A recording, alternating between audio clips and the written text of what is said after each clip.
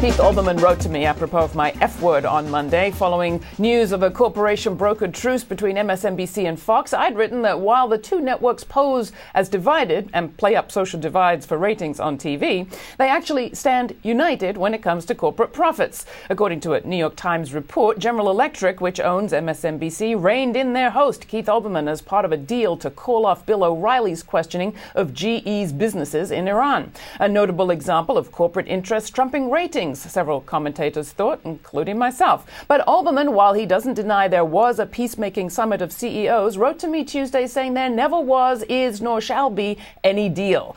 And on his first appearance after the Times story ran, he went after the Times and Bill O and Rupert Murdoch, CEO of Fox's corporate parent, News Corp. Here's Keith Olbermann in part. Countdown's number 2 story, tonight's worst persons in the world, brought to you tonight by Fix News, celebrating 6 days without having fired Glenn Beck, even after he called the President of the United States a racist, and even after they basically claimed he didn't really work for them. The bronze to Brian Stelter of the New York Times, front page story Saturday about a, quote, deal in which, as the headline read, voices from above silence a cable TV feud. Problem? Mr. Stelter asked me at least twice last week if there was such a deal, and I told him on and off the record there was not. And I told him I rather obviously would have to be a party to such a deal. And I told him that not only wasn't I, but I had not even been asked to be by my bosses. And he printed it anyway. And I had even written to him that this was merely a misinterpretation of an announcement I made here on June 1, that because Bill O'Reilly of Fox News had abetted the assassination of Dr. George Tiller, he'd become too serious to joke about, and I would thus stop doing so.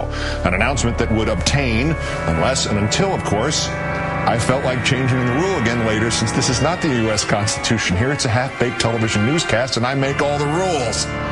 But our winner, Rupert Murdoch. How would you like to be Roger Ailes right now, or Bill O'Reilly, or anybody else who thinks they decide what goes on, even for a minute on Fox News Channel?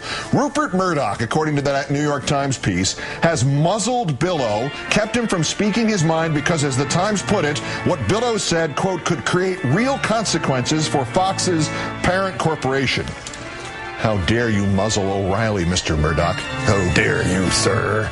This is the essence of corporate interference in the marketplace of ideas, and it is shameful and avast, matey. Solidarity, Brother Bill. Free yourself from your corporate shackles. Solidarity. Thanks, Keith. For more on all this, you can check out Glenn Greenwald writing at salon.com. For my 2 cents, you want to be sure your media is corporate influence free. Support independent, viewer, not corporate funded media. It's that simple. That's all we have time for today. You'll find everything you've seen on this show and every show at our website, GRITtv.org. There's a place to comment on every story. While you're there, join our mailing list so we can stay in touch with you, and subscribe to our audio or video podcast. We also have a Twitter feed, of course. Just follow GRITtv or me on Twitter. And don't forget, you heard what I said. Become a supporter. We're broadcasting commercial-free across the United States on Free Speech TV, Dish Network Channel 9415, and it's free to local community access cable stations. So turn your friends and your pals onto it. Thanks.